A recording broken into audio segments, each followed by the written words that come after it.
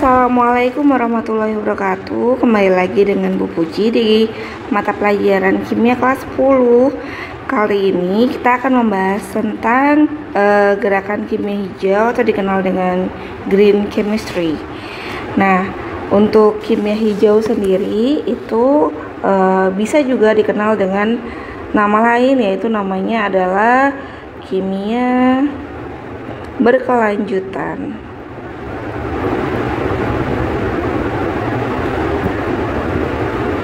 Ya, nah, untuk kimia berkelanjutan ini atau kimia hijau itu sudah kita lihat ringkasannya di layar bahwa apa sih inti dari kimia hijau itu? Inti dari kimia hijau itu adalah mengelola zat kimia dalam proses industri dan seluruh aspek yang berkaitan dengan zat kimia menjadi lebih safety atau lebih aman bagi kehidupan manusia dan makhluk hidup lain. Jadi kita mengupayakan merancang suatu proses kimia dan produk kimia yang meminimalisir penggunaan dan pembentukan zat-zat berbahaya yang kelak akan merugikan kehidupan manusia dan kehidupan makhluk hidup lain seperti juga lingkungan. Oke, kita lanjutkan saja. Nah,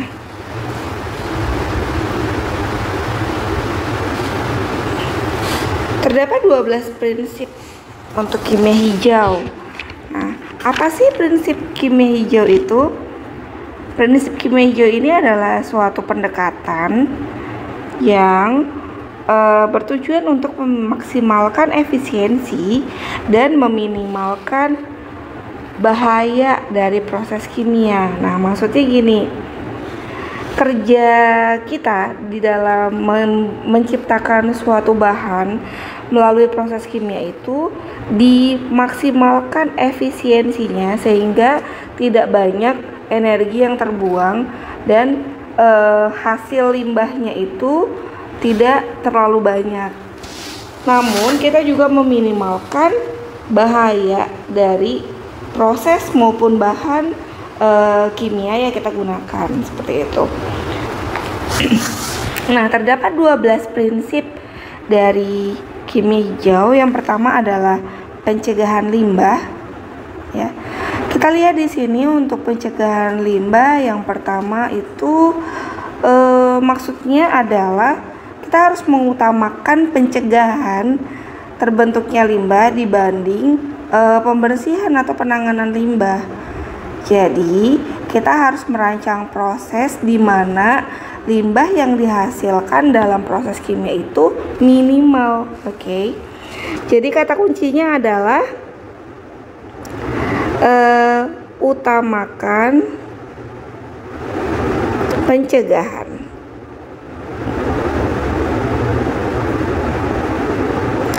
Ya, utamakan pencegahan daripada proses penanganan. Jadi kalau anak-anak ibu sering melihat media sosial, sekarang lagi marak orang-orang yang membersihkan sampah di sungai atau di tepi pantai, dipelopori oleh beberapa orang pemuda. Nah, hal seperti itu akan lebih baik diminimalisir dengan cara pencegahan. Nah, bagaimana sih pencegahan limbahnya yang sesuai? Ya, dengan tidak membuang sampah di sembarang tempat sehingga kita tidak perlu penanganan dari limbah-limbah yang sudah menumpuk di lingkungan seperti itu. Baik, yang kedua kita lanjut. Yang kedua itu adalah manajemen atom yang baik. Nah, jadi kita harus mengurangi limbah sejak pada level molekuler. Jadi caranya adalah dengan memaksimalkan jumlah atom seluruh reaktan untuk menjadi produk. Jadi kita optimalkan proses mengubah semua reaktan menjadi produk sehingga tidak terdapat reaktan atau reaksi sisa mungkin akan membahayakan lingkungan. Oleh karenanya, kita harus mempertimbangkan bahaya dari semua bahan yang ada selama reaksi, termasuk limbah yang akan dihasilkan. Kita harus bisa memastikan bahwa limbah tersebut aman. Seperti itu. Next, nomor 4, itu kita akan membuat prinsip yang keempat adalah merancang bahan kimia yang lebih aman. Nah, bagaimana cara merancang bahan kimia menjadi lebih aman? Tentunya yang pertama, hampir sama seperti yang sebelumnya saya jelaskan tentang efisiensi. Jadi, efisiensi yang dimaksud di sini itu lebih kepada efisiensi energi. Maksudnya, kita harus memilih proses kimia yang paling sedikit membutuhkan energi dan mengupayakan menghindari proses pemanasan maupun pendinginan yang bertekanan atau vakum. Nah, kita harus mengupayakan seoptimal mungkin proses kimia itu terjadi pada suhu dan tekanan ruang sehingga energi yang diperlukan tidak terlalu banyak, seperti itu. Berikutnya, nomor 6, kurangi produk turunan yang tidak perlu. Maksudnya bagaimana? Ya, kita harus meminimalkan penggunaan produk turunan sementara seperti penggunaan protecting group. Apa ya protecting group itu? Jadi, saya tuliskan di sini ya, protecting group. Oke. Jadi protecting group ini adalah rute sintesis kimia di mana produk turunan senyawa asal dibuat dengan mengubah gugus tertentu supaya tidak ikut bereaksi. Nah, jadi kita juga harus menghindari produk turunan untuk mengurangi tahap reaksinya, bahan yang dibutuhkan dan juga limbahnya. Ini akan menghasilkan produk turunan yang terlalu banyak dan sepertinya tidak efisien. Berikutnya, prinsip kimia hijau yang ketujuh itu adalah prosedur yang aman untuk mencegah kecelakaan. Di pelajaran sebelumnya, Ibu sudah menyampaikan beberapa syarat untuk bekerja di laboratorium supaya kita terhindar dari kecelakaan-kecelakaan yang mungkin akan dihasilkan atau akan terjadi di dalam laboratorium. Nah, oleh karenanya untuk prosedur kita harus memilih dan mengembangkan proses kimia yang aman dan dapat meminimalkan resiko terjadinya kecelakaan. Yang harus dipelajari pertama kali adalah kemungkinan resiko dan kira-kira tindakan apa sih yang diperlukan dari awal gitu. Nah, contoh misalkan kita menggunakan bahan yang sifatnya irritating atau mengiritasi kulit. Mungkin kita sudah harus siap sedia seandainya tangan kita terkena bahan iritasi tersebut, apa yang harus kita lakukan. Prinsip kimia hijau yang ke-8 adalah pencegahan polusi secara real time. Nah, jadi memonitor reaksi kimia secara real time itu sangat diperlukan untuk mencegah pembentukan dan kebocoran bahan beracun dan polutan.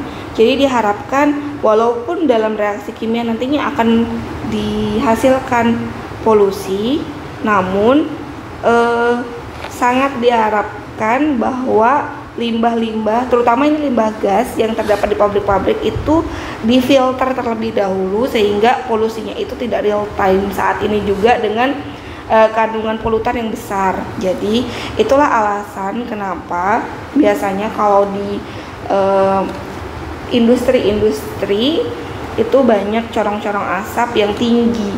Nah, tingginya itu bukan hanya untuk membuang limbah gas ke udara yang jauh, tapi juga diharapkan di cerobong tersebut terdapat filter-filter yang nantinya akan membantu supaya polutan yang dibuang itu tidak terlalu banyak dan tidak terlalu berbahaya bagi lingkungan tentunya. Kemudian nomor 9, desain produk yang mudah terurai. Oke. Kemudian yang nomor 10, penggunaan katalis. Oke, katalis katalis itu adalah suatu zat yang dapat mempercepat reaksi kimia. Jadi katalis ini sangat membantu untuk mempercepat rute dari sintesis maupun reaksi kimia bentuk lain. Oleh karenanya disarankan kita menggunakan produk-produk katalis supaya tidak memerlukan waktu yang lama. Katalis dibanding reaksi stoikiometri biasa ya, tadi sudah seperti yang saya jelaskan sebelumnya. Katalis ini nanti bisa bermanfaat untuk meningkatkan selektivitas, meminimalkan limbah, dan mengurangi waktu dan energi yang dibutuhkan dalam reaksi. Baik, yang ke-11, penggunaan bahan baku yang terbarukan. Oke, bahan baku yang terbarukan itu biasanya, nah seperti misalkan kita sekarang sedang banyak membuat bahan-bahan alternatif yang terbuat dari biodiesel maupun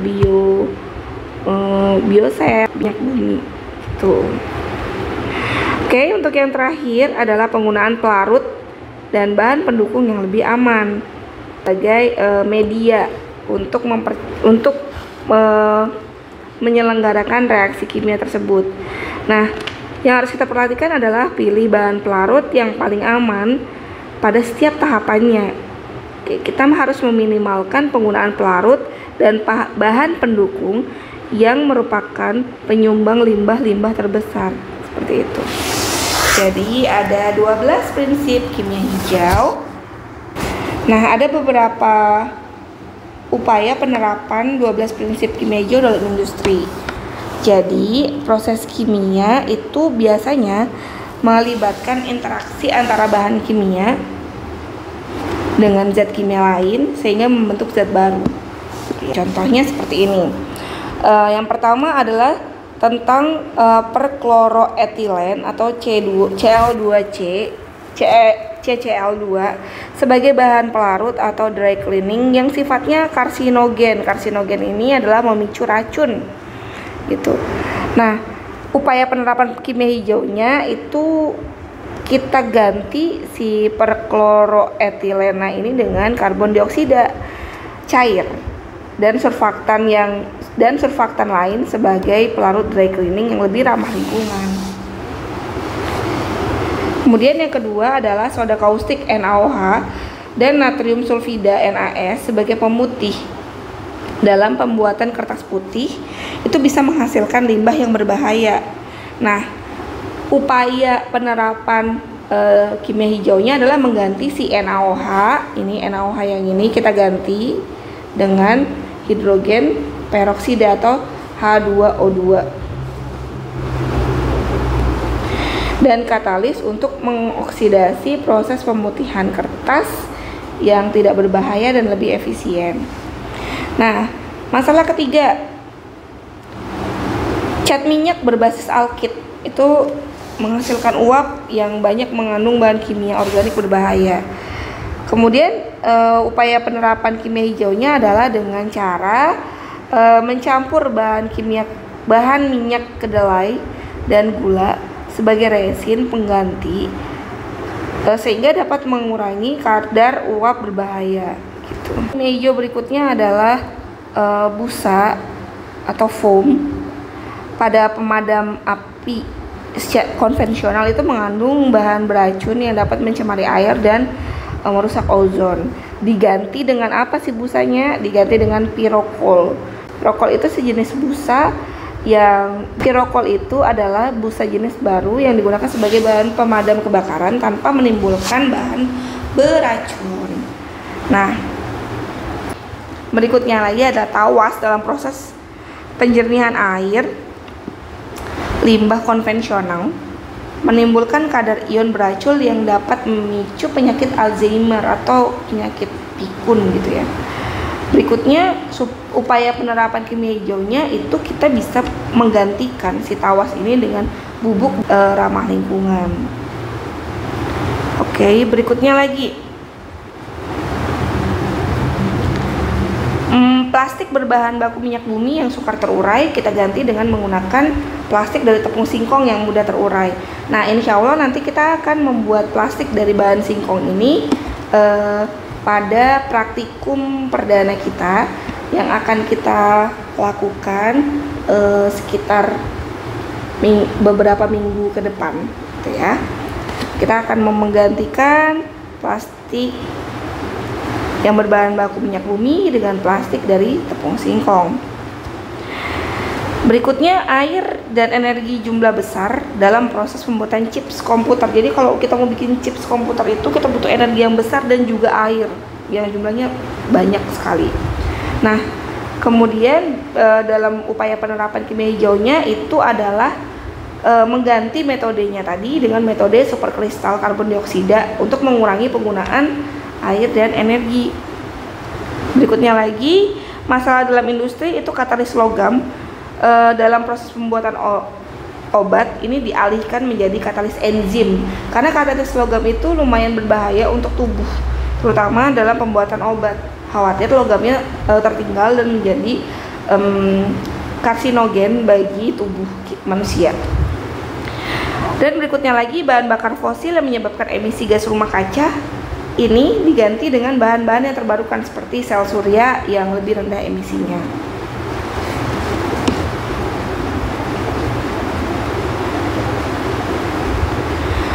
Berikutnya akan kita bahas tentang pemanasan global, ya. Jadi pemanasan global ini adalah fenomena perubahan iklim yang ditandai dengan peningkatan suhu rata-rata di bumi itu secara umum dan mengubah keseimbangan cuaca dan ekosistem dalam waktu yang lama.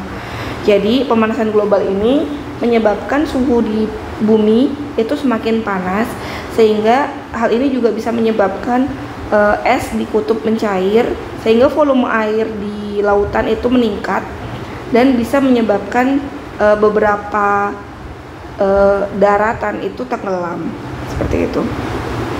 Nah, penyebabnya itu adalah adanya efek gas rumah kaca dari gas-gas yang dihasilkan dari gas rumah kaca seperti CO2, karbon dioksida, CH4, NOx, dan SOx.